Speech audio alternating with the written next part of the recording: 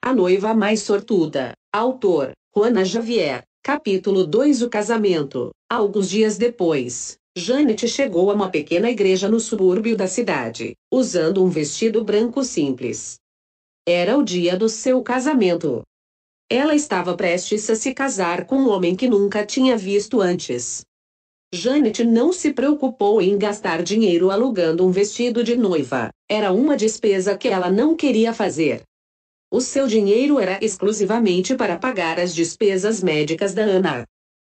Para o casamento, ela comprou a flor branca mais simples que encontrou, e pediu ao vendedor uma fita branca mais, que colocou na trança que tinha feito no cabelo. A aparência dela era de pureza e inocência. Já estava na hora do casamento, mas o noivo ainda não tinha aparecido. A igreja estava praticamente vazia. Poucas pessoas tinham vindo assistir ao casamento. Não precisa se preocupar. Com certeza ele está preso no trânsito. Vamos esperar mais um pouco, Bernie disse, para confortar Janet. A respiração da Janet era irregular. Ela tinha escutado algumas coisas sobre o homem com quem ela estava prestes a se casar. O nome dele era Ethan Lester. Além de não ter um emprego decente, Ethan costumava vadiar com um grupo de punks pelas ruas da cidade. Só de pensar que ela se casaria com alguém como ele, o estômago da Janet revirava de ansiedade. Porque o noivo e a família dele ainda não chegaram? Fiona perguntou com a testa franzida, enquanto olhava para os poucos convidados que estavam presentes na igreja. A mãe da noiva estava usando um lindo vestido roxo. Sua maquiagem sutil destacava os bonitos traços do seu rosto. Ela estava de tirar o fôlego. Considerando o atraso do noivo e dos seus pais, parecia que a família Lester não estava dando a mínima importância para aquele casamento. Na verdade, nem Janet estava incomodada com o atraso do noivo. A única coisa que tinha importância para ela era pagar as despesas médicas da Ana. Então, Janet se aproximou da Fiona e sussurrou: "Você vai me entregar o dinheiro que prometeu logo depois do casamento." O trato que ela tinha feito com os pais adotivos era o casamento pelo dinheiro para salvar a vida da Ana. "Nós fazemos parte da mesma família. Por que você fala o tempo todo sobre dinheiro?" "Não se preocupe. Eu vou cumprir com o que prometi. Não precisa ficar me perguntando sobre isso." Apesar de tentar parecer gentil, a impaciência era evidente no tom de voz da Fiona. Nesse meio tempo, Jocelyn entrou na igreja. Ela caminhou exibindo sua roupa luxuosa e joias caras, ao mesmo tempo, agarrada ao braço do namorado. Assim que viu os pais, foi na direção deles, com um sorriso presunçoso estampado no rosto. Jocelyn se sentia vitoriosa, pois ela tinha conseguido roubar o namorado rico da irmã, e além disso, tinha escapado do casamento com o filho inútil da família Lester.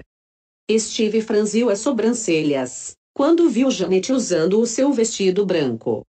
Na mesma hora, um sentimento de culpa fez o seu estômago revirar. A culpa era toda dele. Por causa de um momento de paixão, ele tinha destruído o relacionamento com o amor da sua vida. Janet estava prestes a se casar com outro homem. Na verdade, Steve não queria ir ao casamento. Mas ele foi praticamente arrastado até a igreja por Jocelyn. No entanto, ele não tinha como rejeitar o pedido da namorada, uma vez que descobriu que ela estava esperando um filho dele. Desde que chegou na igreja, Steve não tirou os olhos de cima da Janet. O que irritou Jocelyn, que não podia suportar vê-lo admirando a mulher que ela desprezava. Os anos tinham passado e nada tinha mudado. Janet sempre cativava as pessoas graças ao seu charme. Ela sempre chamava a atenção, ao contrário da Jocelyn. O ciúme pode fazer com que as pessoas tomem as piores atitudes.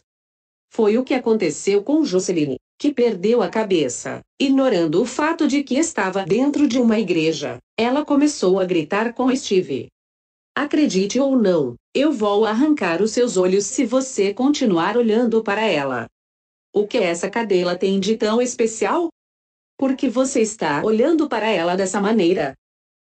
Depois de gritar com o namorado, ela se virou para as poucas pessoas presentes e disse com tom de deboche: porque o noivo ainda não chegou.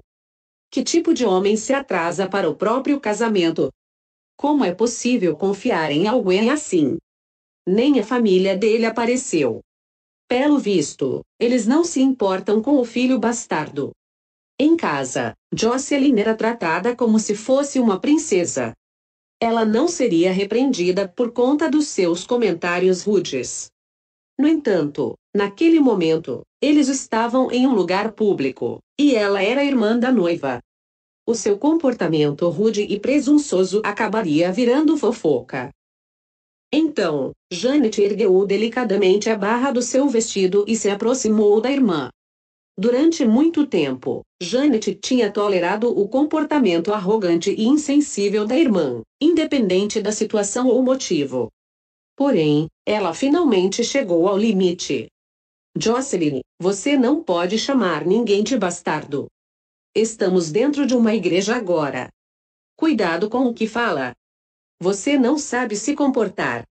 Jocelyn não esperava que Janet a repreendesse. Ela nunca tinha visto Janet agir daquela maneira. A irmã sempre tolerava suas grosserias. Ao ouvir as palavras da Janet, todos que estavam na igreja ficaram em silêncio. E nesse exato momento, a porta principal se abriu. Em seguida, um homem alto entrou. O seu corpo esguio foi delineado pela luz brilhante do sol. E então, o homem finalmente levantou a cabeça e olhou ao seu redor. Os seus olhos profundos varreram a igreja, e os seus lábios formaram uma linha fina. Ele abotoou o paletó do terno e passou a mão para ajeitá-lo, como se tivesse chegado na igreja correndo. O seu rosto bonito brilhava sob a luz do sol. Parecia que Deus tinha colocado muita energia e tempo para criar aquele homem. Todos os convidados tinham os olhos em cima dele, como se ele tivesse lançado um feitiço quando chegou.